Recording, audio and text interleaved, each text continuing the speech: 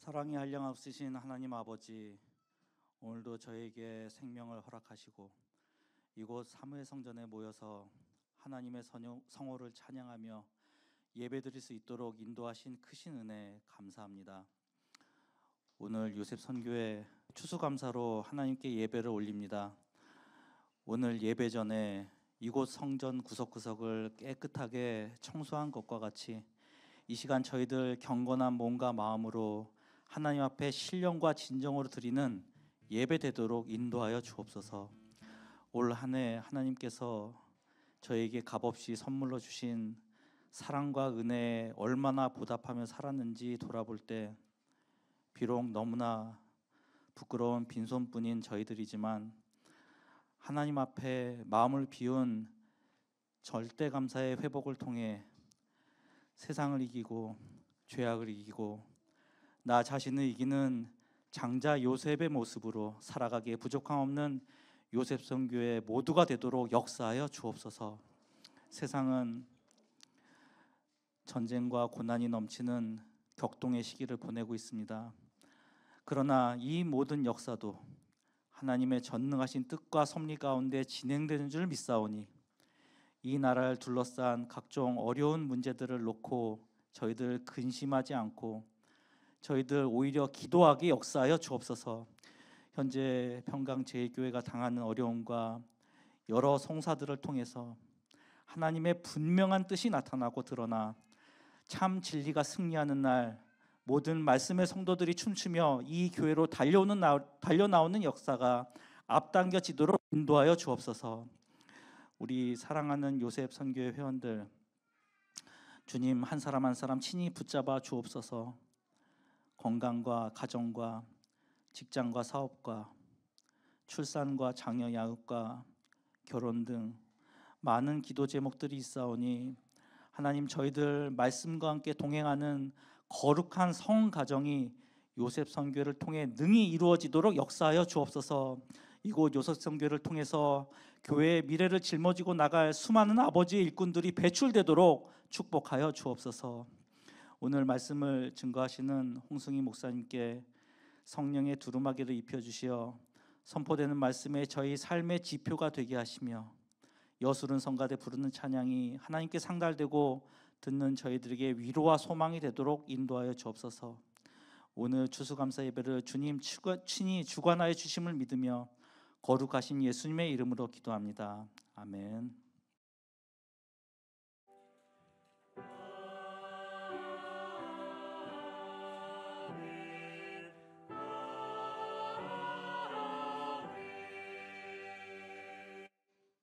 2024년 11월 16일 요셉 정기 예배를 하나님 앞에 드리시겠습니다. 오늘 은혜 나누실 성경 말씀은 누가복음 17장 11절에서 19절 말씀입니다. 제가 대신 봉독하겠습니다. 예수께서 예루살렘으로 가실 때에 사마리아와 갈릴리 사이로 지나가시다가 한 촌에 들어가시니 문둥병자 10명이 예수를 만나 멀리 서서 소리를 높여 가로되 예수 선생님이여 우리를 긍휼히 여기소서 하거늘 보시고 가라사대 가서 제사장들에게 너희 몸을 보이라 하셨더니 저희가 가다가 깨끗함을 받은지라. 그 중에 하나가 자기의 나은 것을 보고 큰 소리로 하나님께 영광을 돌리며 돌아와 예수의 발 아래 엎드려 살해하니 저는 사마리아인이라. 예수께서 대답하여 가라사대 10사람이 다 깨끗함을 받지 아니하였느냐? 그 9은 어디 있느냐? 이 이방인 외에는 하나님께 영광을 돌리러 온 자가 없느냐 하시고 그에게 이르시되 일어나 가라 내 믿음이 너를 구원하였느니라 하시더라. 이는 하나님의 말씀이니라. 아멘. 이어서 여술은 성가대의 찬양이 있겠습니다.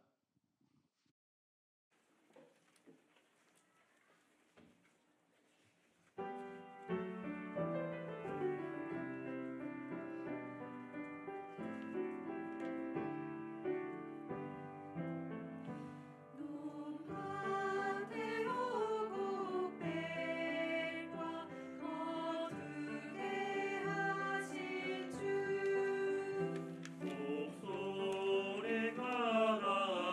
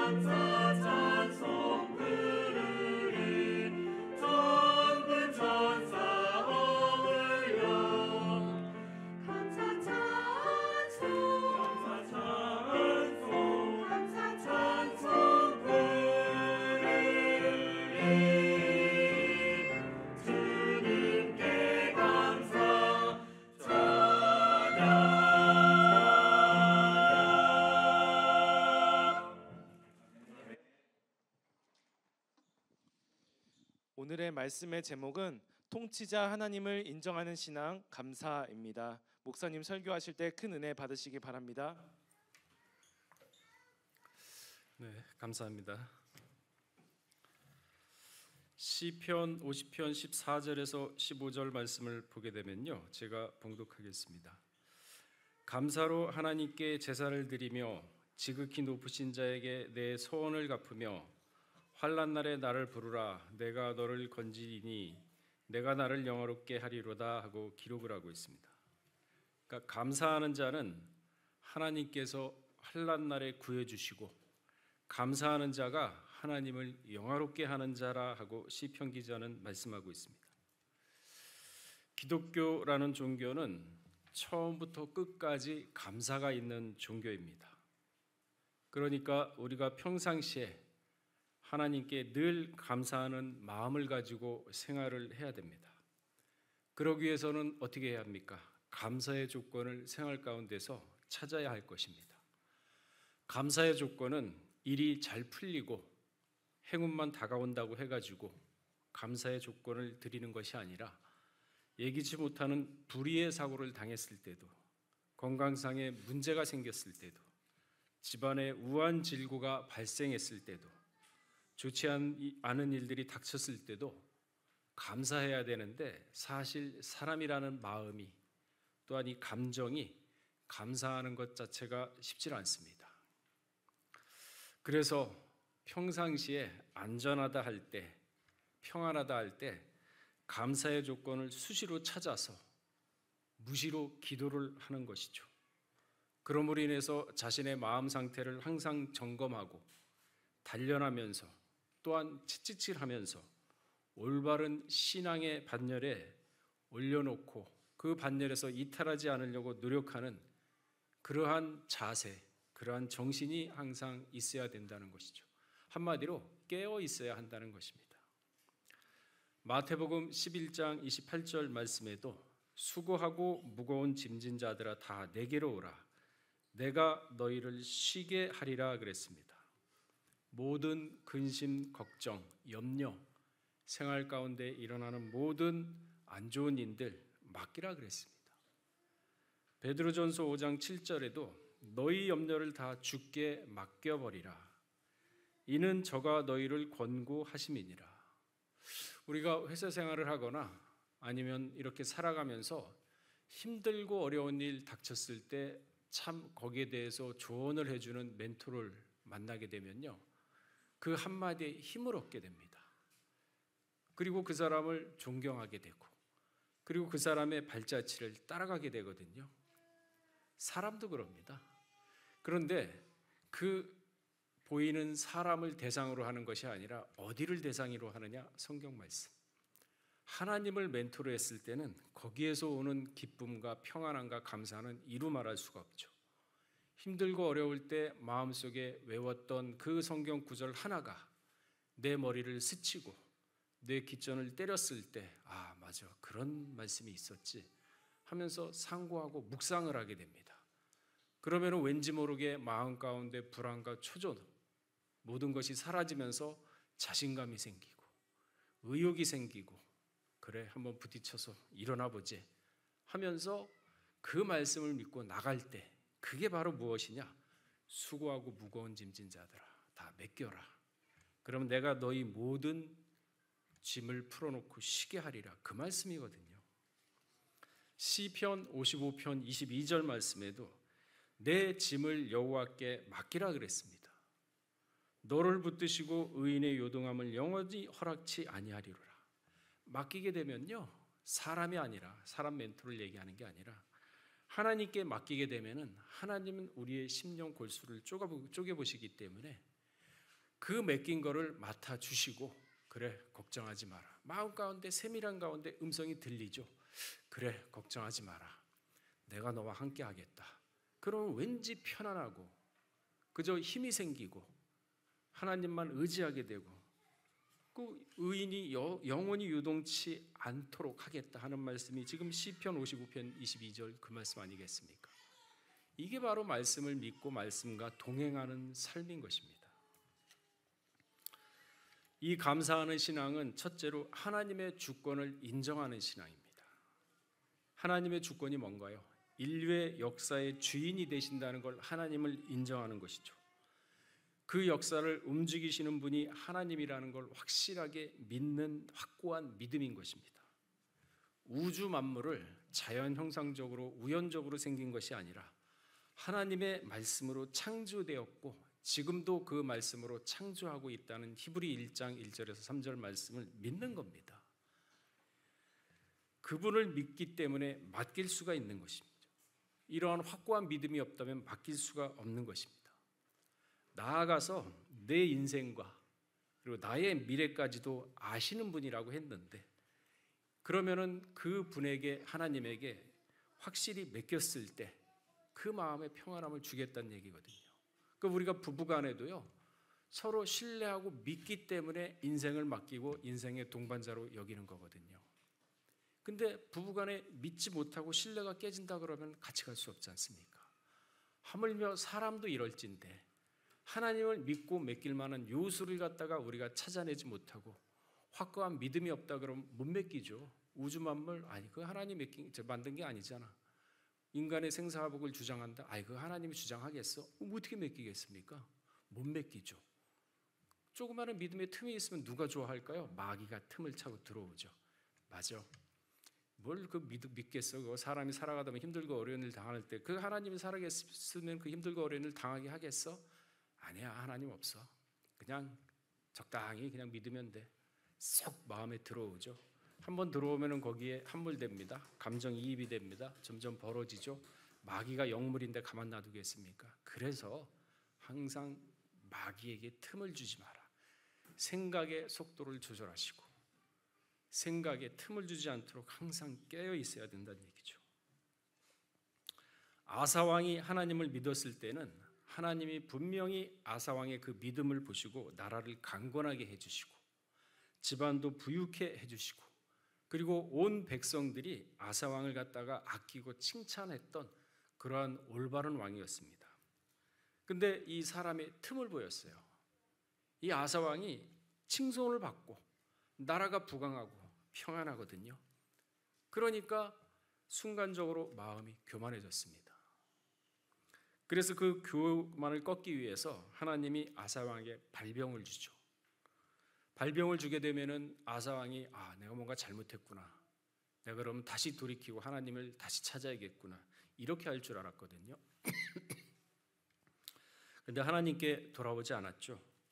감사도 없고 오히려 좋은 의사를 먼저 찾기 위해서 힘쓰고 애썼지 하나님은 뒷전이었습니다.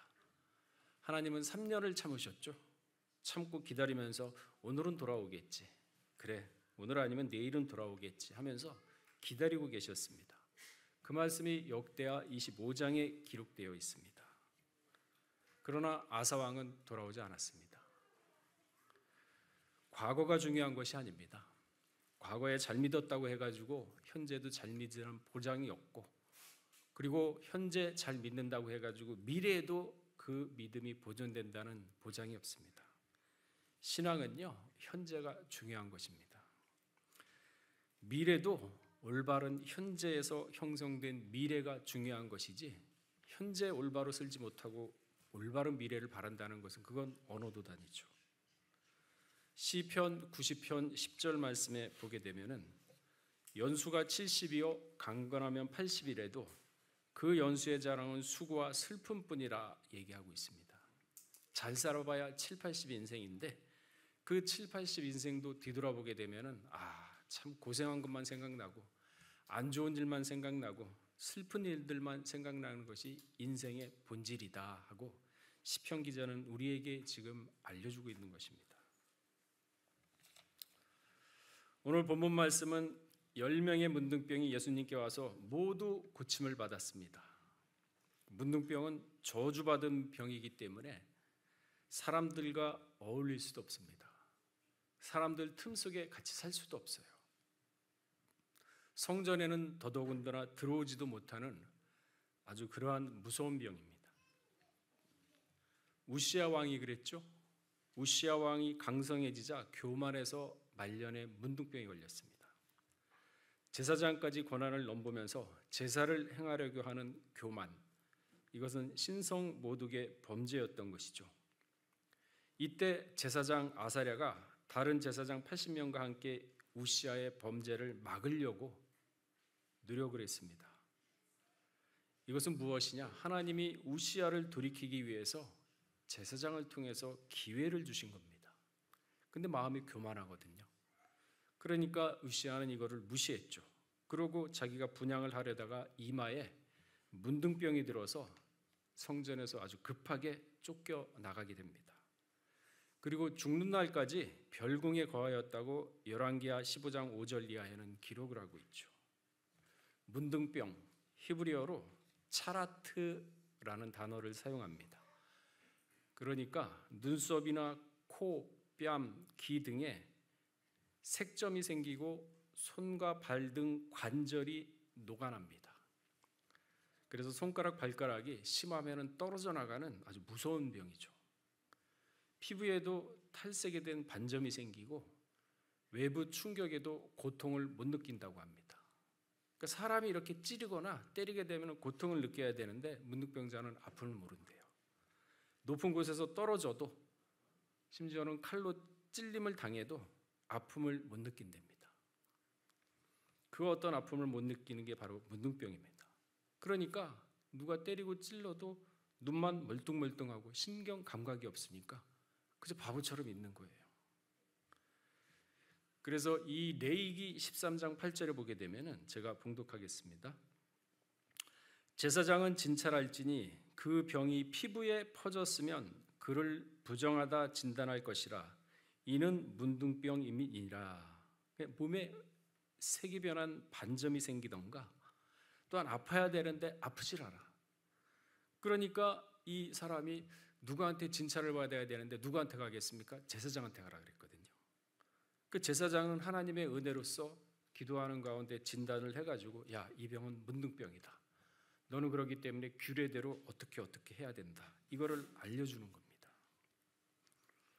이 문둥병은 사람의 의학이나 인간의 의지로는 결코 고칠 수 있는 병이 아닙니다. 단 우주 만물을 통치하시고 창조하신 가라사대 말씀 되시는 요한복음 1장 1절에 태초에 말씀 계셨으니 그 말씀이 곧 하나님이라 하셨는데 그 말씀 되신 예수님에게만 가야 문둥병이 나을 수가 있다는 것입니다. 보는 순간, 만지는 순간, 약도 먹지 않고 며칠 가지도 않고 순간으로 낫게 된다고 예수님에게만 가면은 그 말씀이 성경 말씀의 오늘 본문 말씀 아니겠습니까? 이 문둥병은 납병이라고도 합니다. 한센병이라고도 하죠. 그 이유는 노르웨이 의학자였던 한센이 1879년 나병의 변균을 발견했다고 합니다. 세계 최초로 발견했는데 그때 그의 이름을 따서 한센병이라 부르죠. 한센은 1814년 노르웨이 베르겐에서 출생해서 대학에서 의학을 전공하고 1868년에 베르겐에 있는 나병 요양소에서 의사로 재직하면서 나병에 관한 깊은 연구를 해서 1879년에 나병은 유전병이 아니라 전염병이다 하고 세계 최초로 밝힌 의학자입니다. 그 후로 그는 1912년에 세상을 떠날 때까지 나병 박멸 운동의 최고 지도자로 활동을 했습니다. 그러나 아직도 우리는 모르지만 우리 주변에 나병 환자가 있거든요. 물론 같이 생활하진 않죠. 그래서 이 성경을 볼 때 문둥병에 걸리게 되면은요, 그 율법에 규정이 되어 있습니다. 첫째, 동네 안에 들어오지 못합니다. 동네 밖에 격리를 해야 됩니다. 사랑하는 가족, 남편, 아내, 자식 집에 있지 못해요. 보지도 못합니다. 다 동네 밖에 쫓겨나야 됩니다. 그리고 사람을 만날 때마다 뭐라 그러냐 되면은 그 사람을 만났을 때 자기가 나병 환자라고 얘기를 해야 되니까 표를 해야 되니까 나는 부정하다, 나는 부정하다, 나는 부정하다 3번 소리를 질러야 된다고 레위기 13장 45절에서 46절에는 기록을 하고 있죠. 그리고 민수기 5장 2절에는 집안에 있지 말라 그랬습니다. 밖으로 쫓아내라 그랬습니다. 동네 못 들어옵니다. 밖에서 나병 환자가 죽게 되면요, 거기서 장례를 치러야 돼요. 근데 이 요시야가 왕인데 하나님의 말씀을 거역하고 신성 모독으로 인해서 문둥병에 걸렸거든요. 그러니까 역대하 26장 23절에도 왕이 묘실에 묻히지 못하고 그 곁에 장사했다 그랬습니다. 이 무서운 병이죠. 저주의 병입니다. 이처럼 문둥병은 성전뿐만 아니라 별궁에 별도로 교할 정도로 아주 저주받은 병인 것입니다. 우리가 우시야를 통해서 한 가지 배울 것은 하나님의 뜻이 아니라는 것을 깨달았을 때는 설사 그게 어린아이의 지나가는 말일지라도 한번 듣고 생각하는 지혜가 있어야 될 것입니다. 그러니까 옛 속담에 그런 말도 있죠. 80살 먹은 어른이 3살 먹은 아이한테도 배울 게 있다. 무슨 얘기겠습니까? 이 사람은 마음이 열린 마음이어야 돼요. 열린 마음이라고 해가지고 뭐 이것저것 다 받아들여가지고 마음을 혼란스럽게 하라는 얘기가 아닙니다. 자기의 아집과 고집에 갇혀 있는 그 가치관을 좀 넓혀가지고 열려가지고 많은 사람을 얘기를 들으면서 참고할 수 있을 정도로 넉넉한 여유, 그게 있어야 됩니다. 이처럼 저주받은 병 문둥병의 고침을 받았음에도 불구하고 열의 9은 감사가 없었습니다. 보니까 예수님이 보니까 참 불쌍해요. 문둥병, 저거 저주받은 병이라 사람한테 오지도 못하고 사람만 나면 나는 부정하다고 얘기하면서, 그러면 그 사람이 뭐라 그러겠습니까? 손을 대면서 불쌍하다 그러겠습니까? 도망가죠. 피하고 뛰어서 도망가죠. 그러니 그 좌절감, 그 상실감 엄청나죠. 보는 사람마다 다 그런 얘기를 해야 되는 게 나는 부정하다. 그러니까 예수님이 봤을 땐 참 불쌍해요. 그래서 가서 네가 문둥병인지 아닌지는 제사장이 판단을 하게끔 율법에 정해졌어. 그러니까 너는 가서 제사장에게 보이라. 그러니까 그 말씀을 믿고 갔다 그랬거든요. 믿고 갔는데 낫습니다. 근데 9은 가다 보니까 이건 뭐 예수님이 우리한테 손도 안 댔잖아. 뭐 침을 뱉어가지고 진흙을 묻혀준 것도 아니잖아.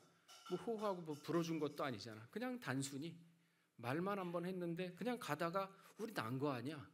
그 예수님 한 거 없네? 자연적으로 치유됐겠지. 그냥 가다가 나니까 그 길로 자기 갈 길을 갔어요. 근데 단 한 사람은 치유된 것이 이게 예수님의 말씀을 믿고 가고 그 은혜였다는 것을 알았습니다. 너무나도 기쁜 나머지 길가에서 막 소리 지르죠. 떠들고 나는 문둥병이 다 나았다. 그 기쁨이 얼마나 하겠습니까? 나 문둥병 걸린 사람이 다 나았어. 그 누구나 보기나 했습니까? 믿기나 했겠습니까? 근처에 가지도 않았을 텐데. 그 다시 돌아와 가지고 예수님께 감사하다고 엎드려 절을 했습니다. 그때 예수님이 뭐라 그랬습니까? 누가복음 17장 17절에 대답하여 가라사대 10사람이 다 깨끗함을 받지 아니하였느냐? 그 9은 어디 있느냐? 예수님이 갔을 때 이 사람들이 길 노중에 있는데 거기 갔다 나와 봤겠습니까? 10사람이 깨끗이 입었다는 걸 어떻게 알겠어요? 가면서 믿고 가면서 그 능력의 말씀으로 고쳐졌다는 사실을 예수님이 알았거든요. 그러니까 보지도 않고 한 사람 보고서 나머지 9은 어디 갔냐? 그걸 지금 묻는 거거든요.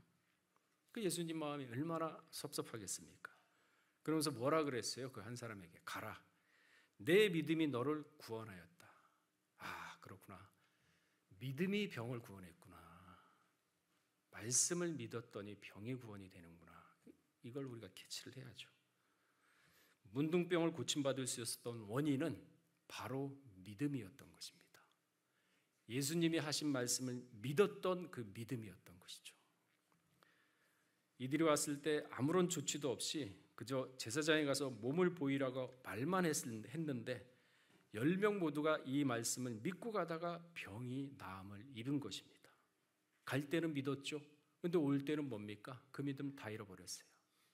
자연스럽게 한 거지. 마귀에게 틈을 보이지 않습니까? 그러니까 사람이 뒷강 갈 때와 나올 때의 마음이 다르다고. 갈 때는 예수님의 말씀을 의심 없이 절박하거든요. 절박하니까 어떻게 해서든지 가야 돼. 그동안 제사장한테도 한 번도 안 가봤어. 제사장이 진단도 안 해봤어. 그저 자신들이 문둥병이라고 믿었던 건데 예수님이 보니까 문둥병이 맞는데 예수님이 율법을 어길 수는 없잖아요. 거기 문둥병이다 얘기 못하잖아요. 율법을 완성하러 오신 분인데, 그러니까 규정에는 제사장한테 가라고 아까 읽어봤지 않습니까? 그러니까 제사장한테 보낸 거는 예수님이 율법대로 행하기 위해서 보낸 건데 그 말씀을 믿고 가니까 그 믿음으로 인해서 나았던 것을 예수님은 모든 상황을 알고 있었고 내다보고 있었던 건데 이들이 돌아오지 않았습니다. 우주 만물을 창조하신 하나님의 아들 예수님께서 모든 병도 낫게 하시고 죽은 사람도 능히 살릴 수 있다는 사실을 믿었다면은 이 나머지 9도 돌아와서 감사를 했어야 됩니다. 사람이 평상시에도 다른 사람에게 냉수 한 그릇을 얻어 마셔도 감사하는 겸손한 마음이 있어야 되거든요. 이처럼 사소한 감사가 몸에 배어서 나중에는 자연스럽게 삶 가운데 감사의 향기가 몸에 배어나오게 되는 것입니다. 그러한 감사의 향기가 자연스럽게 의도적이 아니라 몸에 배어서 나오는 사람을 누가 무시하겠습니까? 존경하죠. 존중을 받습니다. 그래서 감사로 하나님을 영화롭게 하는 자가 구원을 얻게 된다. 그 감사가 사람의 수준이 아니라 하나님께, 이 9명이 아니라 1명 돌아왔던 이 사람이 했던 감사, 예수님이 했던 감사가 하나님께 한다 그러면 하나님 자체가 영광을 받는다 그랬습니다. 오늘도 마찬가지입니다. 우리가 일상생활 모든 일에 감사의 조건을 찾아야 하죠. 범사에 감사하는 일은 잘 될 뿐만 아니라 잘 안 풀릴 때도 그 안에서 하나님의 어떠한 섭리를 발견하여 감사의 조건을 찾는 지혜가 우리에게 있어야 되겠습니다. 고침을 받았음에도 불구하고 배은망덕하고 하나님께 감사하지 않는 그 유대인 문둥병자 9사람 같아서는 우리는 절대 안 되겠죠. 하나님 앞에 감사하는 모두가 될 때 마음이 평안합니다. 불평불만 해보세요, 여러분. 불평불만도 잠깐 한두 번 다 할 수 있어요. 그 뭐 생활의 감초처럼 조미료처럼 잠깐 하지만 그게 계속되고 그게 고질화되면요 마음이 불안합니다. 마음이 불평합니다. 근데 마음이 평안하면은 감사를 하게 되면 또 마음이 평안하고 그 모든 일을 맡기게 되니까 맡기라고 해서 그거를 딱 던져놓고 그저 나는 몰라 맡겼으니까 알아서 해주시겠지 방관하라는 얘기는 절대 아닙니다. 힘쓰고 애써도 안 되는 일이 세상에는 너무나도 많죠. 그러나 노력한 만큼 힘쓴 만큼 성과와 결과가 나타날 때 사람은 보람을 느끼게 됩니다. 그러니 하는 일마다 보람을 느끼니까 열정과 의욕이 생기게 되죠. 열정과 의욕이 생기면서 도전정신이 생기고 그러면서 또 더 큰 일을 닥치게 되면 그 일을 갖다가 도전하려는 대범함이 생깁니다. 뭐냐? 마음이 넓어져요. 그릇이 넓어집니다. 사람이. 환난을 통해서 사람이 점점 그릇이 넓어지게 되는 거죠. 대범한 마음을 갖게 해주시죠. 그러면서 일을 헤쳐나갈 수 있는 능력이 생깁니다. 능력을 발견하게 됩니다. 능력을 갈고 닦게 되죠. 그러면서 그 시야와 역량이 넓어지게 되니까 다른 사람이 보더라도 더 큰 일을 맡기게 되고 더 크게 쓰임을 받게 되는 거죠. 그래서 작은 일에 충성하는 자가 큰 일에도 충성할 수 있다라는 성경 말씀이 만고의 진리인 것입니다. 그렇게 되면은 물질도 자연스럽게 들어오게 됩니다. 물질을 쫓아가는 것이 아니라 그러한 능력을 발휘하게 되고 그러한 열정으로 일하게 되면 물질도 들어오게 돼요. 자손반대 가정에 근심이 없는 재물이 들어오게 되죠. 걱정 없는 재물이 들어오게 됩니다. 제가 어저께인가 이재명 그 판결 나는 거 보고 야, 참 그 한 사람이 많은 죄를 졌구나. 뭐를 사칭하고 대장동 뭐 어디 뭐 선거 거짓 위증 그러면서 돈은 수천억을 갖다가 모았는데 그거를 가지고 있었을 때는 이렇게 드러나기 전에는 세상 편했겠죠. 야, 이 돈 어떻게 다 쓰냐. 자손반대해도 이건 하루에 그냥 5천만 원씩 써도 평생 써도 못 쓸 돈이다. 이자가 붙으니까. 복리이자면 더 붙어요. 그러니까 그런 생각 안 했습니까? 그러나 하나님을 몰랐던 거예요. 반드시 그 죄는요 다 드러나게 되어 있습니다. 그 평범한 진리를 이 믿지 않는 사람들은 몰라요. 그러니까 사기치고 내 가족만 잘 먹고 잘 살면 된다 하면서 그렇게 남의 피땀 흘린 재산을 갖다가 자기 주머니에 다 놓죠. 그때는 잘 살 것 같죠. 그 잠언서에 뭐라고 그랬습니까? 악인의 형통함은 죄라 그랬어요. 그런 악인과 같이 있으려고 마음도 먹지 말라 그랬습니다. 왜? 이 인간의 생사화복이라고 우리가 기도할 때 얘기하잖아요. 믿지 않는 사람 포함해가지고 그 생사화복, 행한 모든 일을 하나님은 그대로 갚으십니다. 믿는 사람뿐만 아니라 믿지 않는 사람도 그대로 갚아요. 제가 어저께 그 판결 나는 거 보고 야 역시 그대로 갚으시는구나. 그러니까 참 죄짓고 살면은 되는 일이 없다. 그러니까 내 이마에 피땀 흘리고 내가 노력해가지고 불법이 아닌 상태에서 최선을 다해가지고 열심을 다해서 버는 돈, 그 돈 가지고 내 가족이 먹고 사는 게 가장 아름답고 가장 맛있는 밥이구나. 그 사람은 정직하게 사람이 창조했는데 꾀를 부렸다 그랬어요. 자, 다시 돌아와서 문둥병 걸린 사람 때 하나님이 뭐라고 했느냐? 성문 밖에 제사장한테 조사한 다음에 문둥병이다 확인되면 못 들어오죠. 그래서 하나님은 정결한 2마리의 새를 준비하라 그랬습니다. 그리고 1마리 새는 잡아서 피를 받고 나머지 1마리는 첫째 백항목, 그리고 우슬초, 다음에 홍색실, 이 함께 피를 찍어가지고 문둥병 이마에 손등에 7번 뿌려 그 다음에 선포를 합니다. 내가 깨끗해졌다. 그 말씀이 레위기 14장 4절에서 7절에 기록하고 있죠. 아니 그런데 왜 문둥병 환자한테 이 사람의 말에 뜻이 없습니까? 하나님이 말씀하신 뜻이 없겠습니까? 백향목, 우슬초, 홍색실, 그리고 새 2마리 중에 1마리의 피를 흘려가지고 그 피를 이 3가지로 찍어가지고 이마에 바치고 깨끗해졌다 하면 낫는다. 백향목, 왜 그럴까요? 왜 백향목일까요? 열왕기상 5장 6절에서 7절에 보게 되면 성전을 백향목으로 지었습니다. 백향목은 향기가 나는 나무입니다. 썩질 않습니다. 산 꼭대기, 산 위에서 건조한 곳에서 자라는 나무가 백향목인데 그 높이가 무려 26m나 됩니다. 그 둘레는 8m, 엄청나게 큰 나무가 백향목입니다. 예수님이 지신 십자가가 바로 이 향기 나는 백향목으로 대신했던 것입니다. 인류의 죄를 사하는 십자가가 냄새나는 나무가 아니라 향기가 나는 백향목이었던 것입니다. 사람은 죽으면 썩은 냄새, 악취가 나지만 예수님의 십자가는 생명의 향기를 상징하고 있는 게 백향목인 것입니다. 고린도서 2장 14절 말씀에도 각 처에서 그리스도를 아는 향기를 나타내며 감사한다 그랬습니다. 그리스도의 향기, 백향목. 어떤 사람에게는 사망의 썩은 냄새가 나지만 예수님의 십자가 보혈은 생명의 향기를 내뿜습니다. 또한 우슬초라 그랬는데 우슬초는 부정한 자를 정결할 때 쓰이는 초로서 예수 그리스도의 속죄를 상징하고 있습니다. 민수기 19장 18절에 그 말씀이 기록되어 있죠.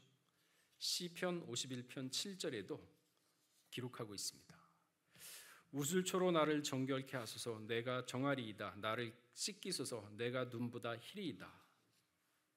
우리가 또한 매우 중요한 것을 표시할 때는 빨간색으로 표시를 하죠. 홍색 실로. 여행 갈 때 짐이 많아요. 그럼 내 짐이 섞이지 않기 위해서 빨간 것, 나만 볼 수 있는 색으로 묶어서 표시를 합니다. 홍색 실로 표시를 합니다. 나의 속죄와 생명의 은혜를 상징하는 게 홍색 실입니다. 그러니까 이 3가지를 찍어서 문둥병 이마에 바르라 이거죠. 문둥병의 규례는 매우 엄격합니다. 신명기 24장 8절에 그 말씀이 기록되어 있죠. 자, 말씀을 정리하겠습니다. 내일은 추수감사절입니다.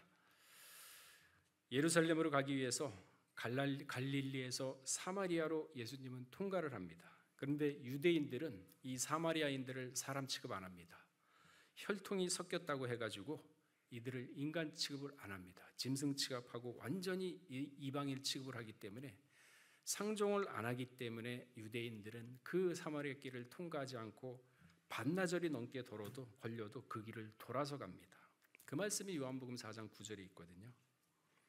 그러나 예수님은 개의치 않습니다. 그저 아무 상관없이 사마리아를 통과하십니다. 그때 10명의 문둥병자를 만난 것입니다. 그 10사람 문둥병자 환자가 다 나음을 입었음에도 이들은 살아가면서도 문둥병이 아니어도 정상적인 사람이라 하더라도 유대인으로부터 사람 취급을 못 받는 인간 이하의 짐승이 취급을 받는 그러한 존재들임에도 불구하고 하나님의 은혜, 예수님이 받은 은혜를 생각하지 않고 돌아오지 않았습니다. 10사람이 다 깨끗함을 받았는데 그 중에 단 한 사람만이 하나님의 은혜를 기억을 했죠. 우리가 추수감사절 날 과연 우리가 1년 동안 나에게 주신 은혜가 무엇인가 소득만 생각하는 것이 아니라 나에게 가정을 주셨고 아내와 남편을 주셨고 자식을 주시고 가족을 이루게 해주심에 감사.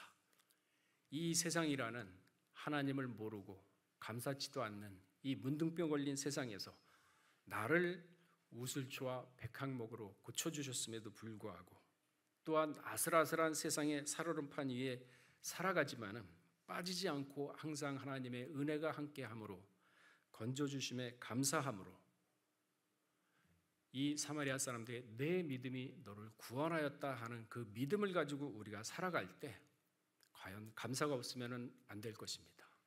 추수감사절을 맞이해서 다시 한번 우리의 신앙을 돌아보고 우리의 인생을 돌아와서 진정한 감사를 드리는 우리 요셉 성교 모두가 되시기를 주의 이름으로 축원하겠습니다. 다 같이 기도하겠습니다. 10명의 문둥병자가 말씀을 믿고 가더니 병이 고침을 받았지만은 9은 제갈기로 가고 단 한 사람만이 진정으로 하나님의 주권을 생각하고 은혜를 감사하여 예수님께 돌아와 감사를 바쳤던 사실을 발견했습니다. 우리가 이 세상 문둥병 같은 세상, 정신병자 같은 이 세상을 살아가지만 이 세상과 동화하지 않고 항상 말씀과 은혜로서 우리가 알게 모르게 지켜주시는 사실을 다시 한번 깨닫게 하여 주시옵고 알게 하여 주시옵고 그러므로 말미암아 감사하는 우리 요셉 성계 모두가 될 수 있도록 은혜를 더하여 주시옵소서. 주신 바 말씀에 감사하여 하나님께 감사의 헌금을 바치는 손길이 있습니다. 기억하여 주시옵고 함께하여 주시옵고 만사 형통의 축복으로 인도하여 주시옵소서. 모든 말씀 빌고 원할 때 존귀하신 예수 그리스도 이름 받들어 감사하며 기도 올렸사옵나이다. 아멘.